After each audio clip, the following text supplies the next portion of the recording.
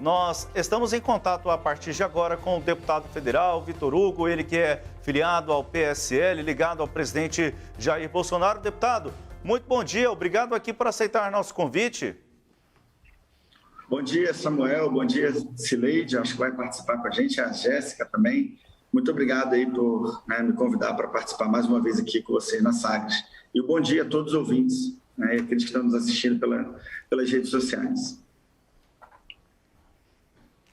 Bom, deputado, na semana passada a gente conversava um pouco sobre isso na coluna Sagres em Off e o senhor dizia, olha, se tratando do presidente, é preciso ter cautela em relação a esses movimentos, né? A gente falava um pouco disso aí na semana passada.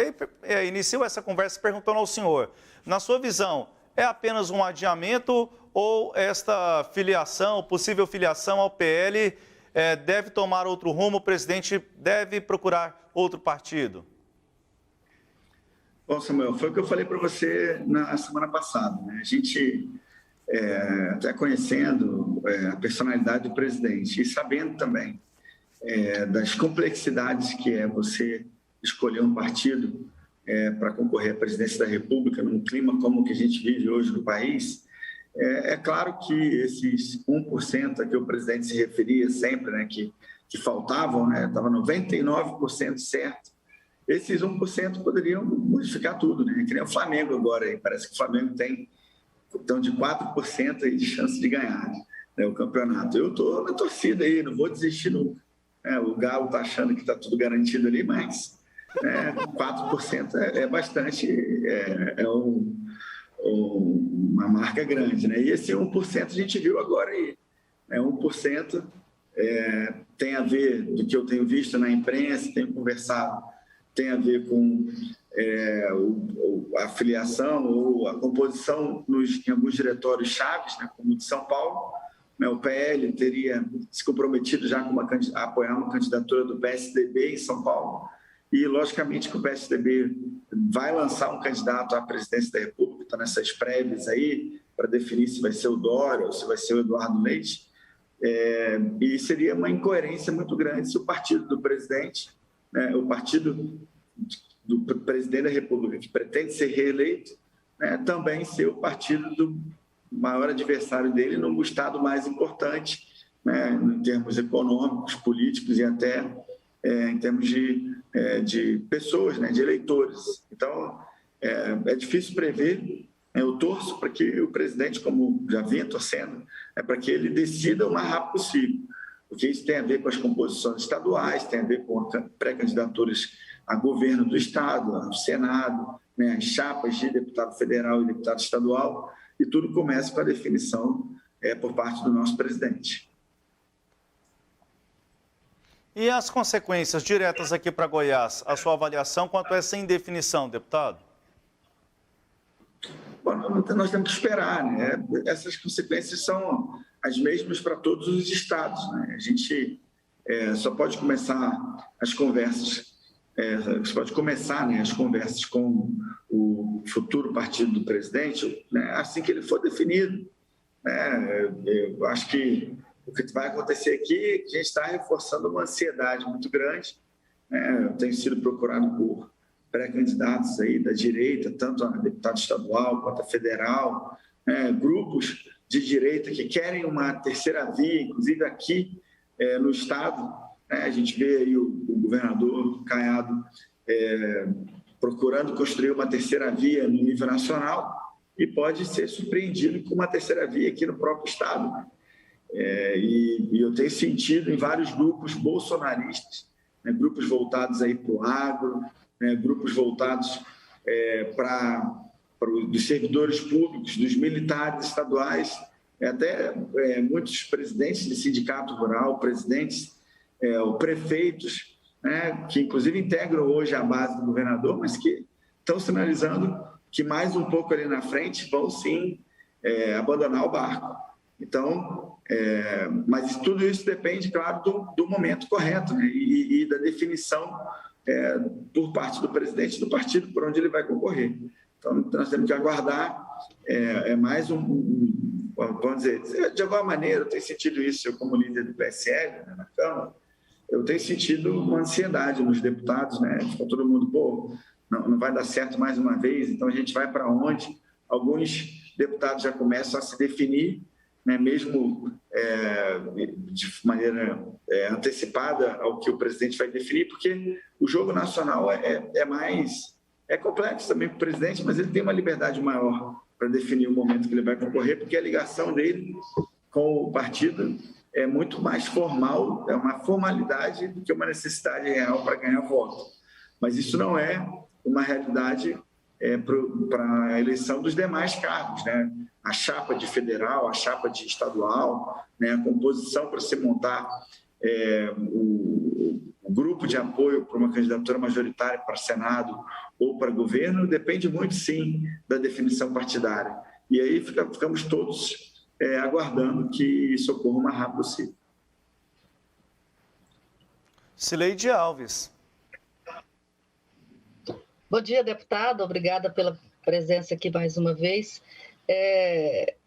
O presidente conseguiu desafiar a lei da estatística, né? Porque se ele fala que 99% de chance, significa de cada 100 há 99 chances de que aquilo aconteça. E, no entanto, segundo o site O Antagonista, publicou nesta noite de domingo, parece que está praticamente impossível de que ocorra essa filiação ao PL. É essa a informação que o senhor tem? Cileide, bom dia. Até porque o presidente está lá no Oriente Médio, ele está muito focado nas atividades, né, de promoção do Brasil, de levar os interesses do Brasil para o exterior, né, de trazer investimentos para cá, para o nosso país. O meu contato com ele, meu último contato com ele foi na quinta-feira, véspera do embarque dele. A gente conversou, ele trocou algumas mensagens pelo WhatsApp. Então, eu não tenho a informação mais atualizada, mas eu tenho sido prudente nessas falas em relação ao partido e tal. Tenho até procurado não conversar em termos de hipóteses, né? Muitas pessoas falaram assim, não, mas a Magda Mofato já declarou apoio ao Gustavo Mendanha. Isso seria um problema, não seria e tal. E eu só vou comentar algo assim a hora que definir. Se for realmente PL, nós vamos fazer, né, os comentários devidos. Mas antes de se definir, né, do presidente assinar a ficha, que eu acho que esse é o momento, né, da definição, o resto é só conversar em termos de hipótese. E eu já falava isso, Samuel é testemunha, e a gente conversava na semana passada. Eu continuo falando, enquanto houver uma ficha em branco a ser assinada pelo presidente, eu acho que ele pode acabar indo para qualquer partido que não seja de esquerda. E eu acho prudente que a gente aguarde. Agora, as leis da estatística têm que ser, sim, enquanto há uma probabilidade, né, de algo acontecer, ela pode vir acontecer. Eu estava falando do Flamengo aí. É a minha torcida para que o Flamengo consiga reverter, são 4%, mas parece pouco, mas pode ser o suficiente para a gente ganhar. No caso do Flamengo, o senhor tem pelo menos a torcida, né, deputado? Aí é torcida mesmo. Deputado, no caso dessa filiação, dessas articulações, se falou muito que o presidente, ele mesmo citou o nome do Tarcísio de Freitas como um possível candidato lá em São Paulo, mas que na hipótese disso não ser possível, ainda estaria em cena a candidatura dele ao Senado em Goiás. Como é que é isso? Eu tenho uma proximidade grande com o Tarcísio, né? A gente estudou na mesma Academia Militar, a Academia Militar das Agulhas Negras. Ele foi meu veterano, eu estava no primeiro ano, quando ele estava no terceiro ano da AMAN, que é a mesma escola que o presidente estudou, o general Heleno, o general Ramos, o ministro Wagner da CGU, né? E tantos outros integrantes do nosso governo, né? Então, eu conheço o Tarcísio há muito tempo, e depois eu fui para a linha combatente do Exército, né, para as Forças Especiais, fiz o curso de paraquedista, né, de comando, de Forças Especiais, e ele foi para a linha técnica, né, foi fazer o Instituto Militar de Engenharia, e a gente se encontrou de novo no mesmo concurso para a Câmara dos Deputados. Eu fiz para a área de Segurança Pública e Defesa Nacional, ele fez para a área de Transportes, né, e nós dois fomos os primeiros colocados do Brasil nas respectivas áreas. E aí nós nos encontramos lá na Câmara. Então, né, as famílias são amigas, né, eu sou próximo dele de verdade. Eu que aproximei ele do presidente, eu que apresentei ele para o presidente naquele período de transição. em que o presidente estava escolhendo ali um novo ministro da infraestrutura, estava montando o ministério. Eu fui um dos que contribuí diretamente para que o Tarcísio pudesse ser escolhido e acho que foi uma grande contribuição, não só para o governo, né, mas para o Brasil. E nas últimas 2 vezes que eu estive com o Tarcísio presencialmente, vindo a Goiás, né, a gente foi para Anápolis para lançar lá, falar sobre a duplicação da 153, né, a concessão da Belém-Brasília, foi um evento importantíssimo. E o outro, nós fomos até Jataí para verificar as obras do anel viário, lá das pontes sobre o Rio Claro, e depois fomos lá para o limite com Minas Gerais, na 050, para inaugurar, para lançar uma ponte lá na 050. Né? E nas 2 oportunidades eu conversei com o Tarcísio, e ele estava bem inclinado a vir para o Senado de Goiás, né? Para vir, assim, para concorrer ao Senado por Goiás. Né? Aqui ele fez grandes obras, né? Ele ajudou, destravou a questão da Ferrovia Norte-Sul, né? Fez grandes tratativas em relação à Ferrovia de Integração do Centro-Oeste, a Ferrovia Centro-Atlântica, né? O aeroporto de Goiânia, concessão, né? O leilão do aeroporto de Goiânia, está tratando agora do leilão do bloco que integra o Anel Viário de Goiânia, 060, 364, 452, a 364 que sai ali de Jataí, vai até Rondonópolis, tem a ponte sobre o Rio Claro, lá no contorno do Anel Viário de Jataí, o aeroporto de Jataí, tem a ponte sobre o Rio Araguaia, lá em Luiz Alves, tem essa ponte da 050 lá perto de Araguari, né, em Minas, e Catalão, Cumari, em Goiás. Então, tudo isso foi feito pelo Tarcísio, está sendo feito pelo Tarcísio aqui. E ele tem, assim, do que ele externou para mim, ele ficaria muito feliz de vir a concorrer pelo Senado de Goiás, né, por Goiás. Mas o presidente Bolsonaro tem também demonstrado já há algum tempo uma predileção para que o Tarcísio concorra ao governo de São Paulo. Então, nós temos que esperar. Eu acho que nas 2 posições o Tarcísio terá muito a contribuir para o país. Né? Em São Paulo, é lógico, tem um peso político enorme por causa da quantidade de eleitores, por ser um reduto do PSDB, por ser o reduto do Dória, em particular, que pode vir a ser, se vencer as prévias do PSDB, um adversário de peso, aí, embora não acredite que ele venha a decolar, mas alguém de um partido que tem história, né, no Brasil.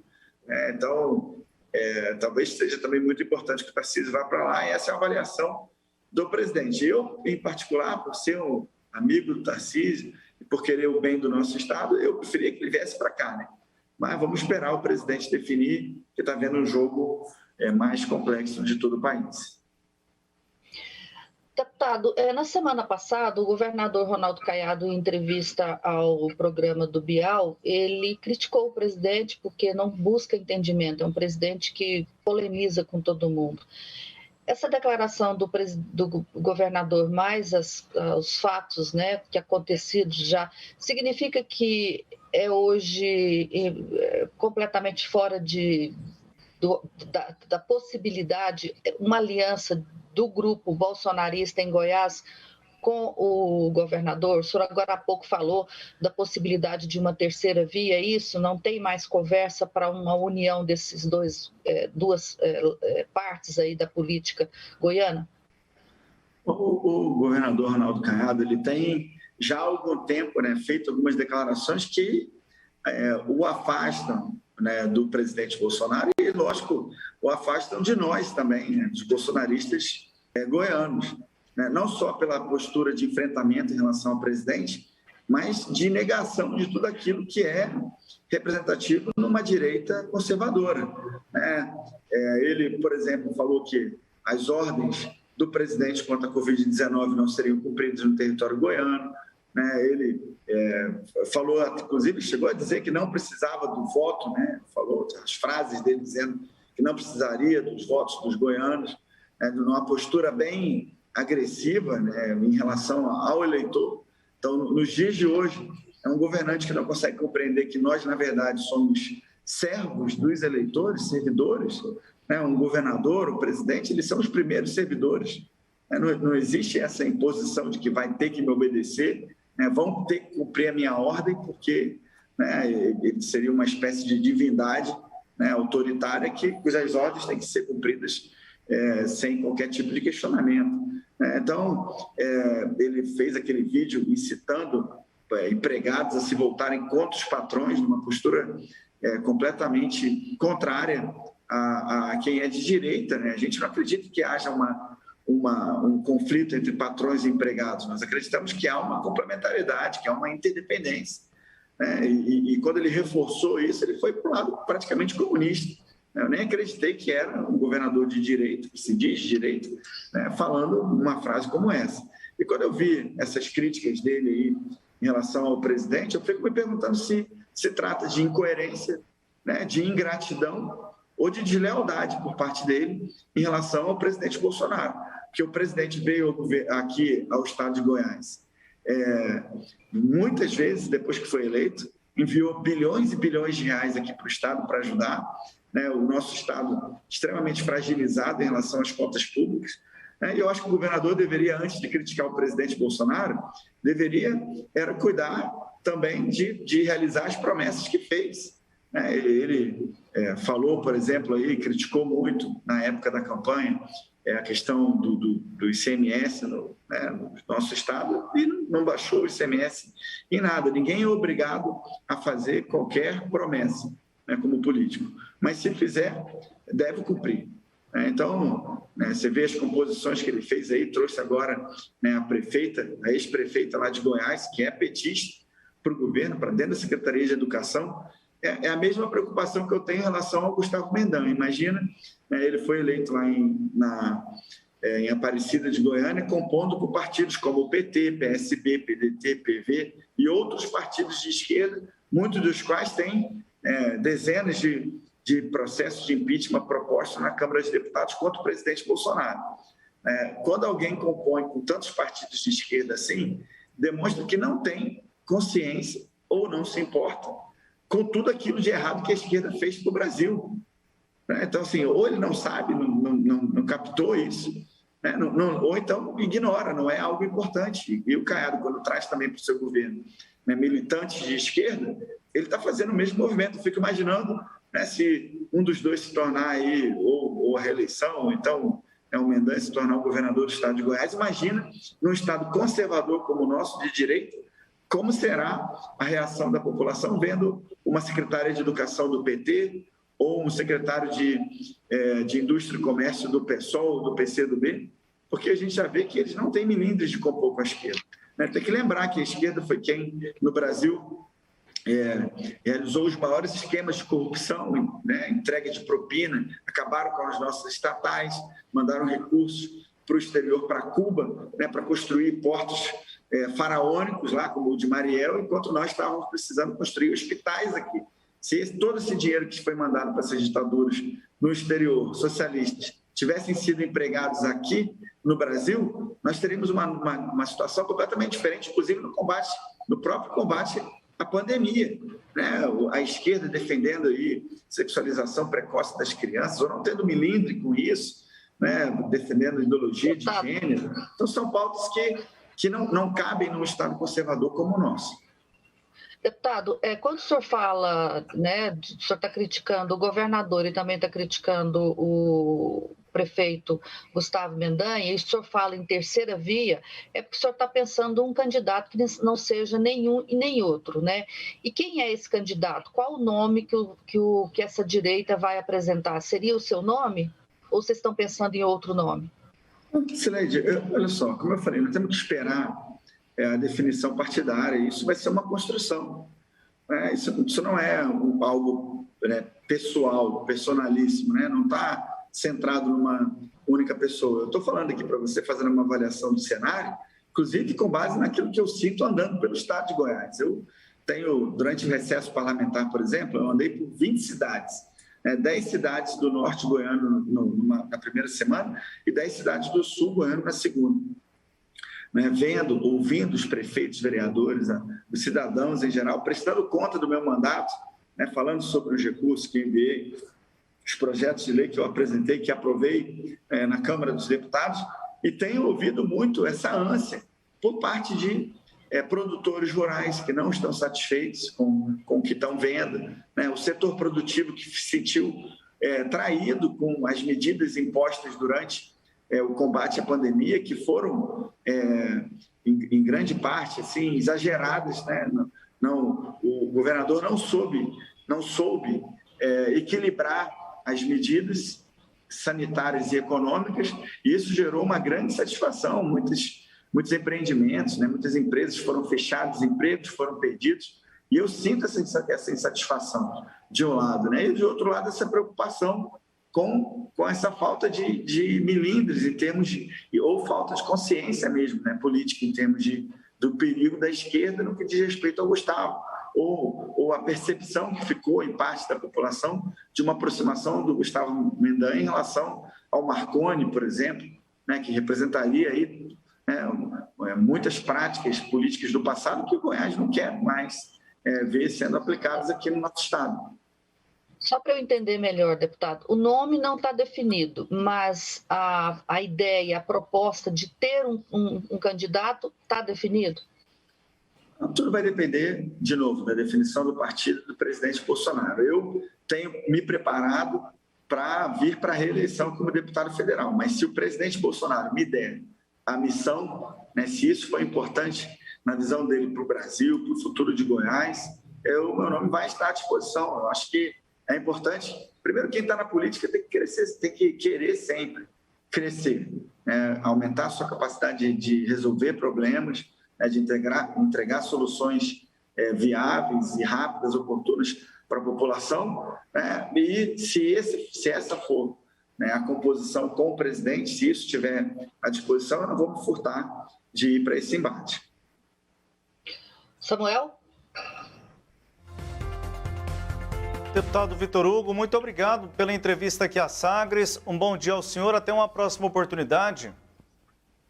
Bom dia, Samuel, bom dia, Cileide e Jéssica, e muito obrigado a todos aí que nos prestigiaram com a sua audiência. E obrigado também pela abertura do espaço. Um grande abraço. Os destaques, a íntegra da entrevista no nosso portal, logo mais, no nosso portal, sagresonline.com.br.